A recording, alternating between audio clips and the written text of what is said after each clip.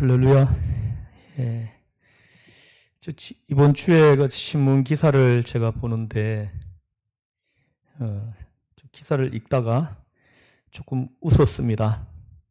그 북한의 그 김정은 씨가,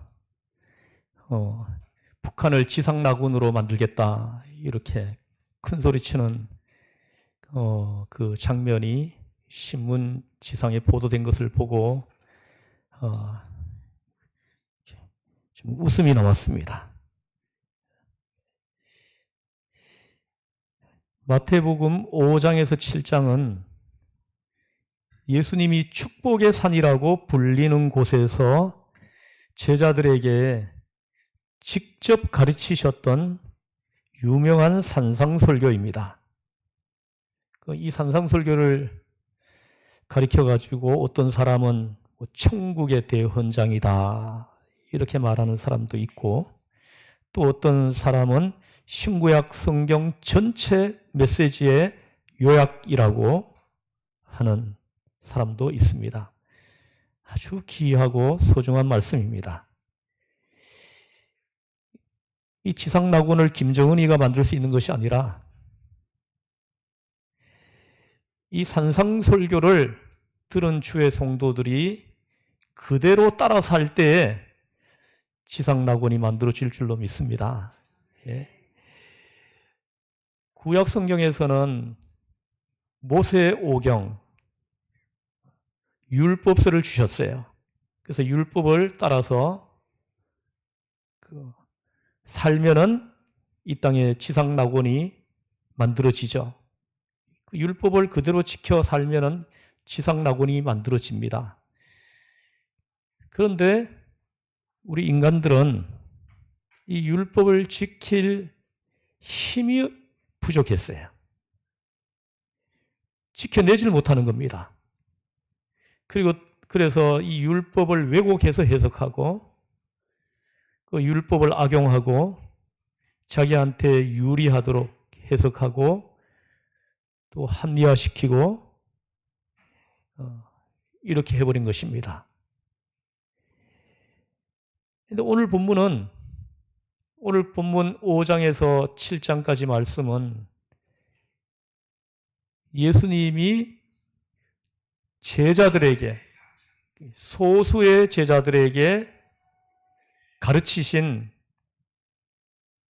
제자도입니다.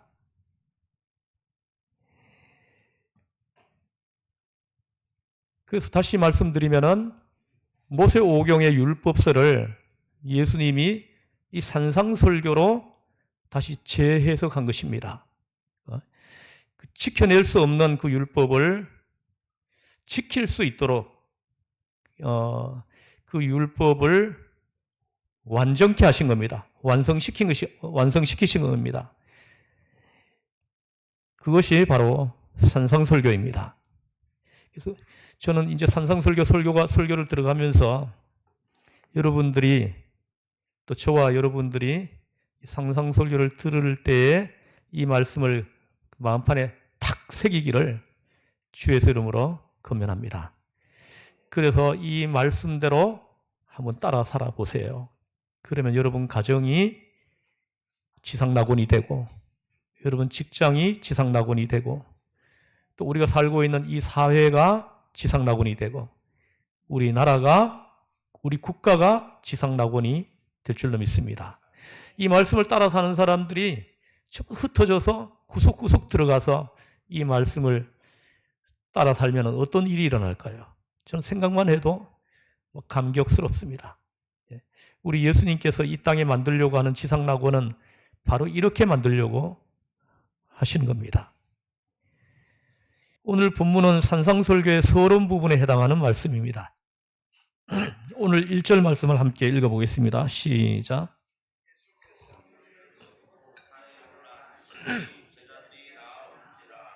아멘. 본문 1절에서 보십시오. 예수님은 먼저 자기를 쫓아다니는 무리를 바라보고 갑자기 산으로 올라가시는 예수님을 발견할 수 있습니다. 그래서 어마어마한 무리들이 지금 예수님을 지금 쫓아다니고 있는 겁니다. 그 무리를 떠나가지고 산으로 피해 올라가신 거예요. 올라가셔서 산에 올라가서 앉으신 겁니다. 그럼 왜 예수님이 이렇게 하셨을까요? 그 무리를 데리고 가서 그 수많은 무리들 앞에서 이 산상설교를 설교하지 않고 무리들을 떼어놓고 제자들만 앞에 두고 이 산상설교를 지금 하시고 있는 이유가 무엇이냐는 겁니까? 이것을 아는 것이 바로 산상설교를 이해하는 아주 중요한 기초가 되는 것입니다. 마태복음 4장 23절 한 장 전에 한번 보시겠습니다. 마태복음 4장 23절을 한번 같이 읽어보겠습니다. 시작. 예수께서 온 갈릴리에 두루 다니사 그들의 해당에서 가르치시며 천국 복음을 전파하시며 백성 중에 모든 병과 모든 약한 것을 고치시니 합니다. 여기 보십시오. 23절 이하부터 24절까지 한번 읽어보겠습니다. 24절 시작. 그의 소문이 온 수리아에 퍼진지라 사람들이 모든 앓는 자 곧 각종 병에 걸려서 고통당하는 자 귀신 들린 자 간질하는 자 중풍병자들을 데려오니 그들을 고치시더라. 할렐루야. 이 말씀을 듣는 순간에 하나님의 성령의 불이 여러분들에게 떨어져서 여러분 아픈 곳을 다 치료해 주시기를 주의 이름 축복합니다. 예. 여기 보십시오. 23절, 24절을 보면 예수님의 이 행동을 문맥상으로 쉽게 이해할 수 있습니다. 그 무리들을 떼어놓고 산으로 올라가셔서 제자들만 앞에 놓고 지금 산상설교를 설교하시는 예수님의 그 행동을 문맥상으로 이해할 수 있게 해주는 아주 귀한 본문입니다. 보십시오. 그때 예수님은 갈릴리 지방에 계셨는데 그에 대한 소문이 온 수리아까지 퍼졌다고 말씀을 합니다. 그것은 귀신을 쫓아내고 불치병을 고치는 초자연적인 놀라운 능력에 관한 소문이 있었습니다. 24절 다시 보십시오. 예수님의 소문의 범위가 갈릴리와 25절 보십시오. 갈릴리와 데가볼리와 예루살렘과 유대와 요단강 건너편이라고 합니다. 보십시오. 이 예수님의 이 소문과 인기가 얼마나 대단했는지를 우리가 짐작해 볼 수가 있는 것입니다. 그렇다면 무엇 때문에 이 많은 무리가 나사렛 출신의 한 청년을 쫓아왔느냐 하는 것입니다. 예수님이 공생애를 시작하면서 첫 번째 하신 말씀이 뭐죠? 첫 번째 하신 말씀이 뭐예요? 회개하라, 천국이 가까이 왔느니라. 이게 예수님이 첫 번째로 선포한 말씀이에요.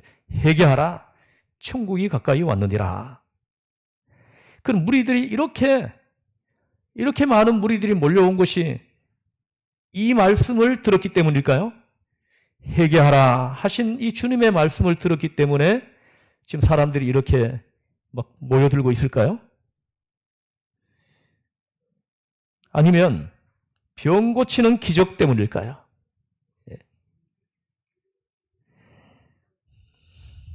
잘 짐작하시네요. 그 24절 보시면 그 이하에 보시면은 분명히 천국 복음이나 말씀의 진리보다 병 고치는 기적 때문임을 알 수 있습니다. 예수님을 찾는 의도와 목적이 예수님의 제자가 되어서 가정에서, 직장에서, 또 사회생활에서 예수님의 삶을 따라 살기 위해서 예수님께 제자 훈련을 받기 위해서 예수님께 그 가르침을 받기 위해서 이들이 이렇게 모여들고 있는 것이 아니라는 것을 우리는 확인하는 것입니다. 그러니까는 예수님이 가르치시려고 하시는 그 메시지가 뭔지에 대해서는 관심이 없어요, 무리들은. 관심이 없습니다. 병 고치는 거, 돈 버는 거, 나에게 지금 당장 필요한 것들, 이런 것들에 초점이 맞춰져 있는 겁니다. 그것들 때문에 예수님께 찾아오는 거예요. 그거 해결받으려고요.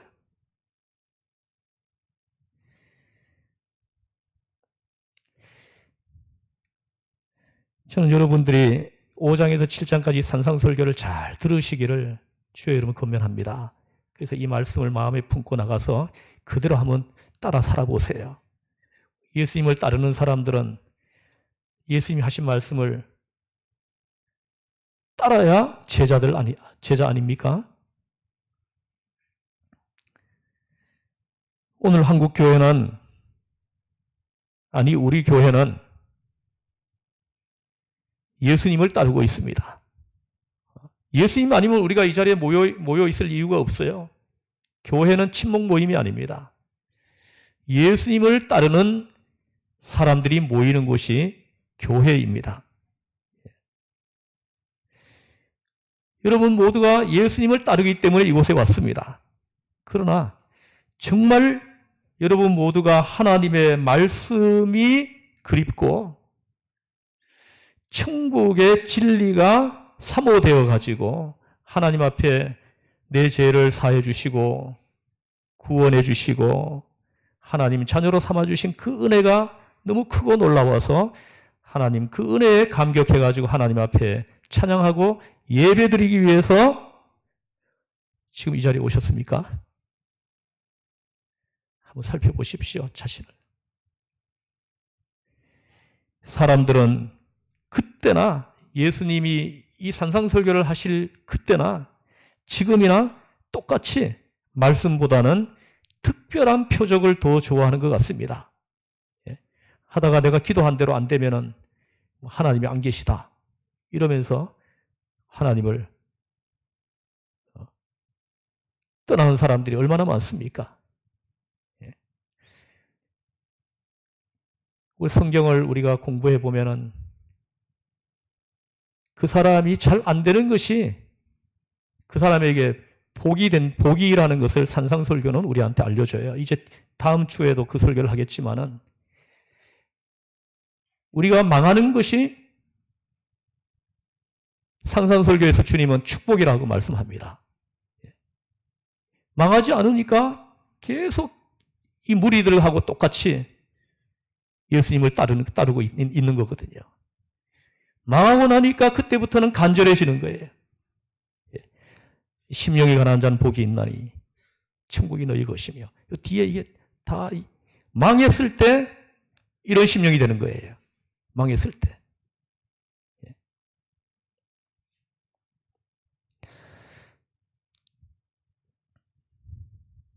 예수님은 이러한 것을 아시고 자신이 대중의 인기와 환호성 속에 머물러서는 안 된다는 생각으로 무리를 떠나서 산으로 올라가신 것입니다.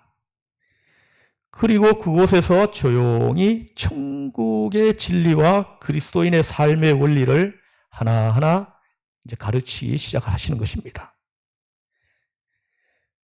그때 많은 무리가 다 따라온 것이 아니라 적은 수의 제자들만, 소수의 제자들만 따라왔다는 사실을 우리는 기억해야 됩니다.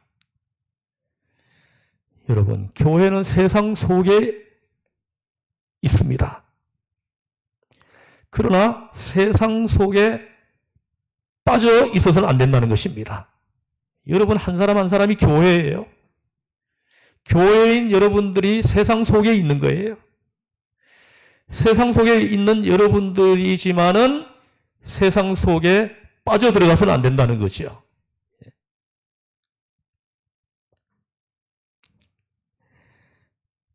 교회는 민중 속에서 존재하나 민중의 허상 속에 함께 춤을 추어서는 안 되는 것입니다. 그들을 그대로 따라가서는 안 된다는 거예요.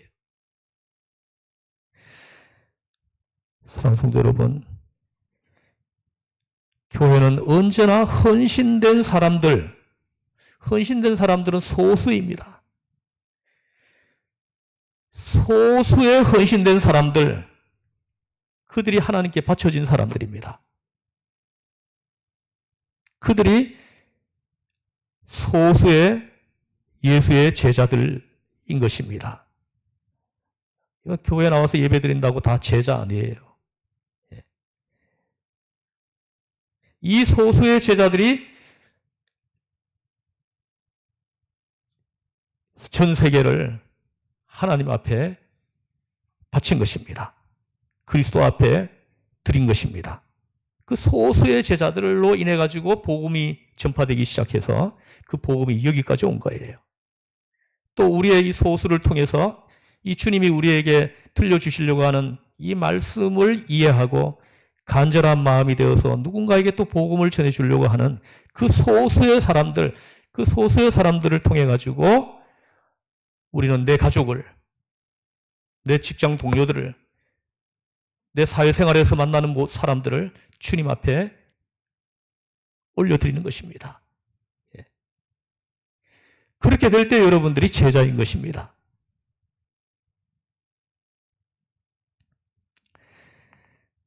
일 절 말씀을 다시 보십시오. 다시 한번 읽어보겠습니다. 시작.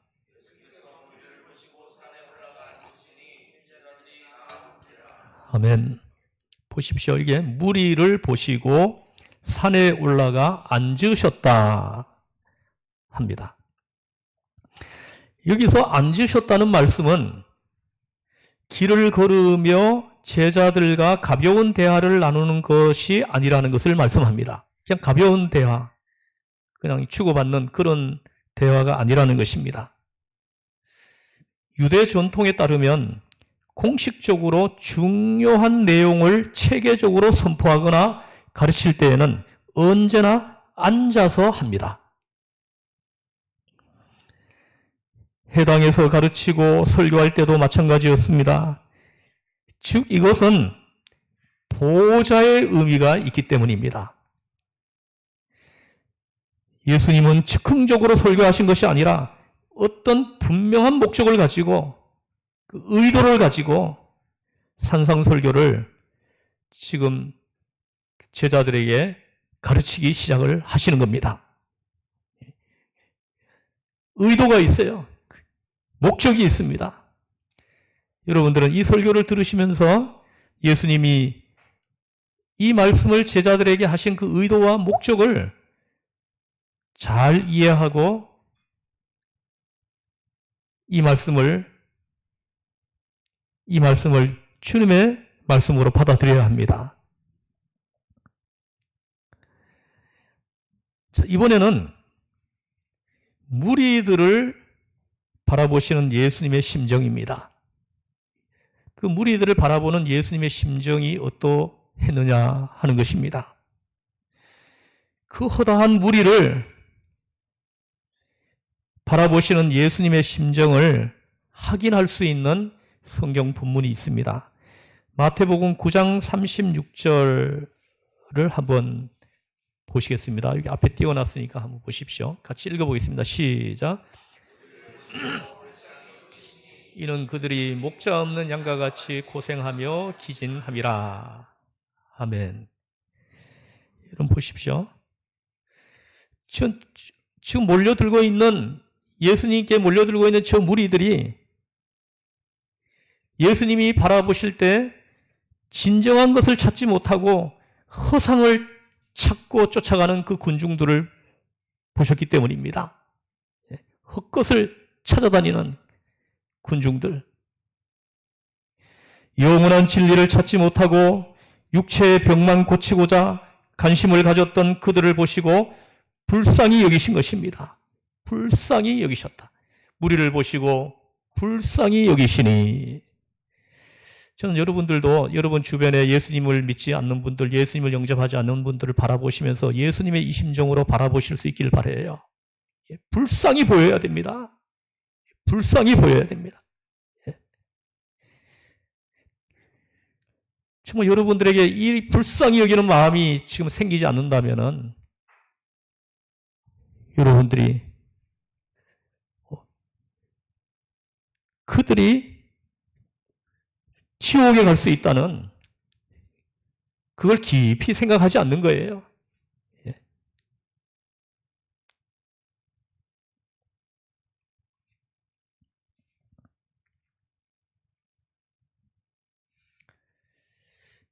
지금 이 예수님의 이 심정은 그 잘못된 자식을 바라보는 부모의 애타는 심정하고 똑같습니다. 예. 자식이 이렇게 허상을 쫓아가고 타락하고 예수님을 떠나고 그런 자식을 바라보는 애타는 그 부모의 심정이 있죠. 제가 자식을 5명을 키워보니까 이 심정이 너무나도 저에게 스며들어옵니다. 예수님의 이 심정이 너무나 느껴져가지고 나도 모르게 그냥 가슴에 통증이 느껴질 정도예요. 예? 자식을 바깥으로 내보내면 집에 돌아올 때까지 안심하지 못해요. 그게 부모의 심정입니다. 바로 이 무리들을 바라보는 예수님의 심정이 바로 이 심정인 것입니다.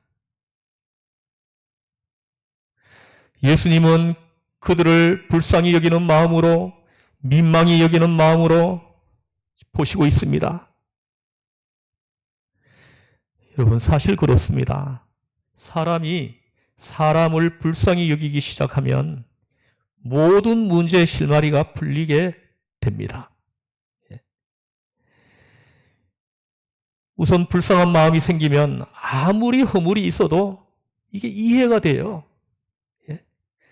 이 불쌍히 여기는 마음이 없으면 조그만 흠도 이게 자꾸 꼬투리로 보입니다. 자꾸 분쟁을 하게 하고요. 다투게 하고 이렇게 됩니다. 그런데 그 영혼을 불쌍히 보면은 그에게 있는 모든 허물들이 이게 어느 날 그냥 이해가 됩니다. 그걸 품어주고 싶어요. 기도해주고 싶어요.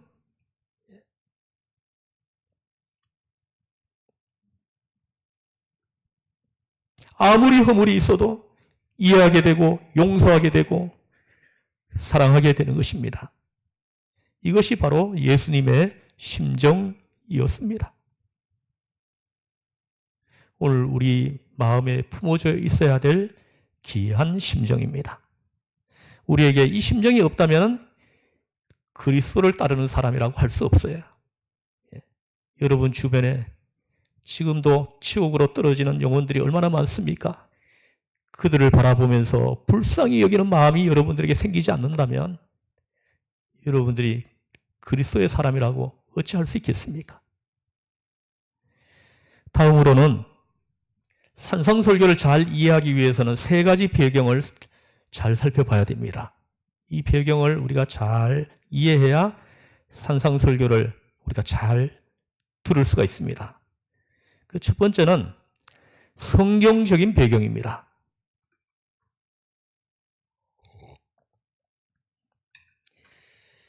이 말씀은 이 산상설교의 이 메시지는 구약 성경 메시지와 연결되어 있는 것을 여러분들이 볼 수 있어야 돼요.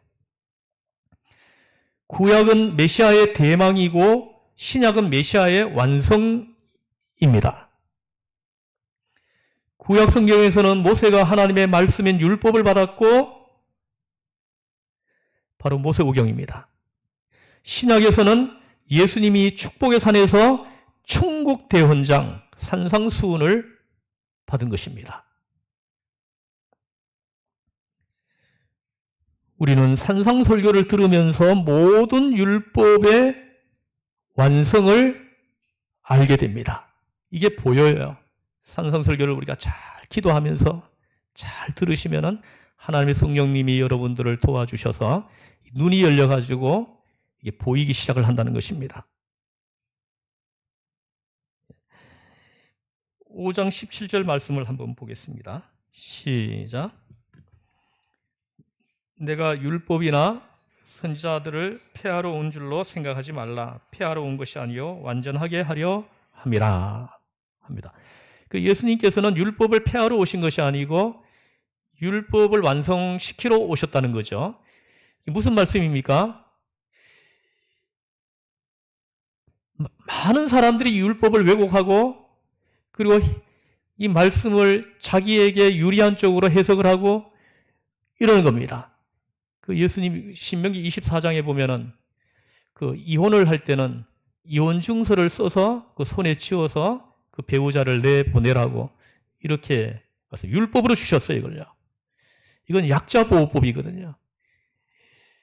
그러면은 이 여인은 이혼하고 난 뒤에도 새로운 사람을 만나서 재혼을 할 수 있고 새로운 가정을 꾸밀 수 있는 겁니다. 만약에 이 법을 주시지 않았으면은 당시 여성들은 한번 결혼하면은 이혼을 당하든 버림받았던 새로운 인생을 시작할 수가 없었어요. 새로운 인생을 시작할 수 있도록 주신 법이거든요. 근데 이걸 예수님 시대의 바리새인들은 이 말씀을 왜곡해가지고 자기가 함께 동행하는 배우자를 집에서 내쫓는 수단으로 이 율법을 이용했다는 거예요. 살기 싫으면 이혼 증서 하나 써가지고 손에 쥐어주고는 나가라 이년아. 이렇게 해가지고 쫓아내는 수단으로 악용했다는 거예요. 제가 조금 너무 심하게 말씀드렸는데 바리새인들이 한 짓을 내가 그래도 좀 완화시켜서 표현한 거예요. 그래서 예수님께서는 그 이혼 증서를 써서 내보내라고 하신 그 율법을 주신 하나님의 그 의도와 목적을 예수님이 다시 해석해 주는 거예요. 이 율법을 주신 하나님의 의도는 그게 아니고 이것이다 해가지고 그 율법을 완성시키시는 거예요.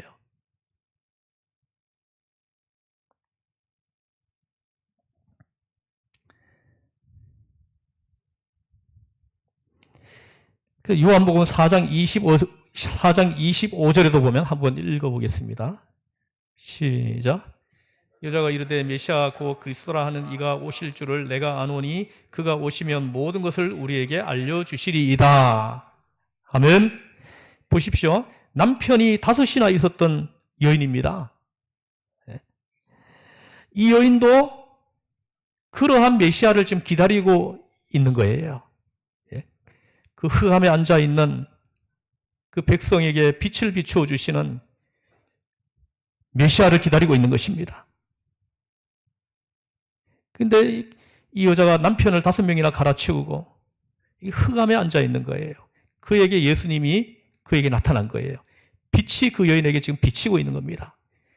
빛이 그에게 비치면서 그 더럽고 추악하고 타락하고 죄로 얼룩진 그것들이 그 빛에 태워지고 깨끗해지고 회복되는 거예요. 고쳐지는 겁니다. 하나님 앞에 설 수 있는 자로 고쳐지는 겁니다. 이 메시아를 기다리고 있는 것입니다. 6장 15절에도 보면은 6장 15절을 한번 읽어보겠습니다. 시작.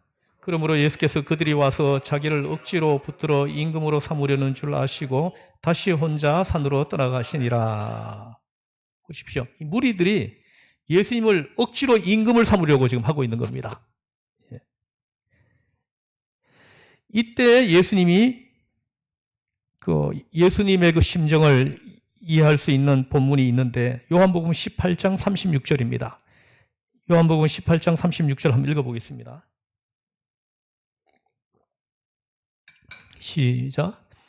대답하시되 내 나라는 이 세상에 속한 것이 아니니라.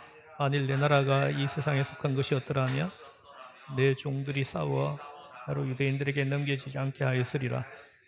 이제 내 나라는 여기에 속한 것이 아니니라 하면 보십시오. 이러한 무리들을 향해 가지고 내 나라는 이 세상에 속한 것이 아니다 이렇게 말씀하시는 겁니다. 그러면서 그들의 정치적 기대를 무산시켜 버리는 겁니다. 이러한 상황 아래에서 예수님이 상상설교를 통해 제시하신 것은 천국은 외적인 것이 아니라 내적인 것이고 영적이고 도덕적이라는 것입니다.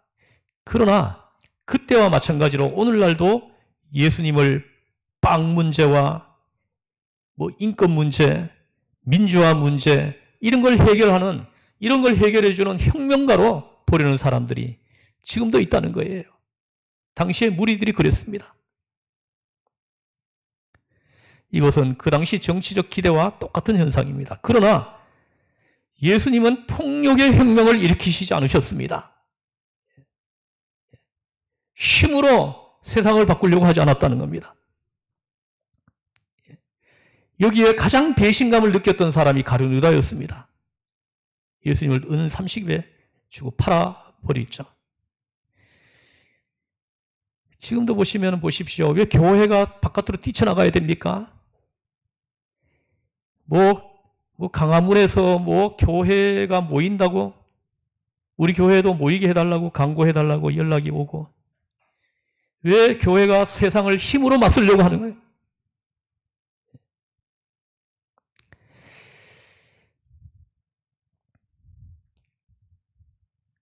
그래서 예수님께서는 내 나라는 이 세상에 속한 것이 아니다 하고 말씀하십니다.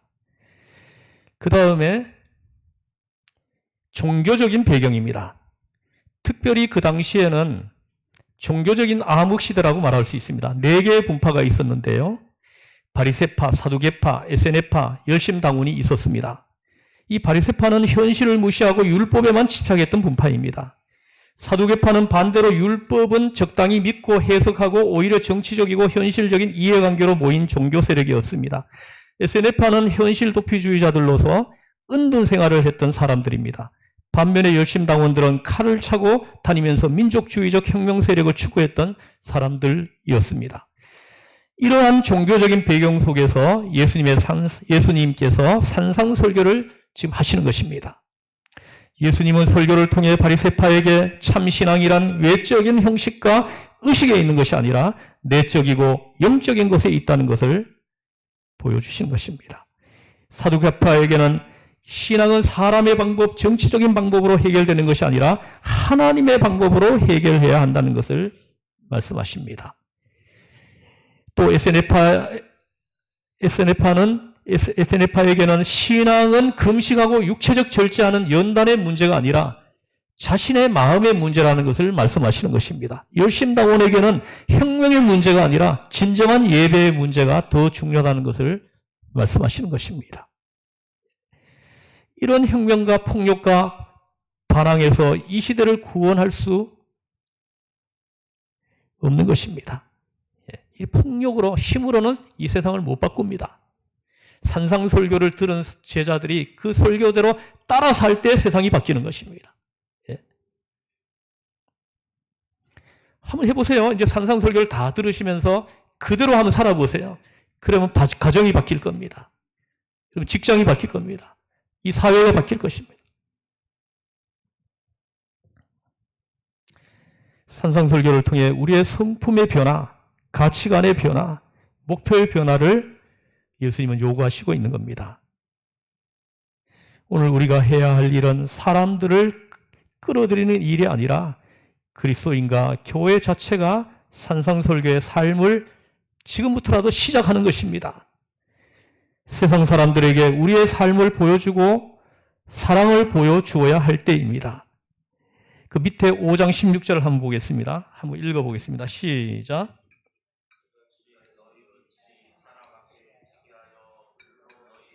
행실을 보고 하늘에 계신 너희 아버지께 영광을 돌리게 하라. 보십시오. 그들로 너희 착한 행실을 보고 하늘에 계신 너희 아버지께 영광을 돌리게 하라. 너희 착한 행실을 보고 사람이 바뀌는 거예요. 가정이 바뀌는 겁니다. 인간관계가 바뀌는 것입니다.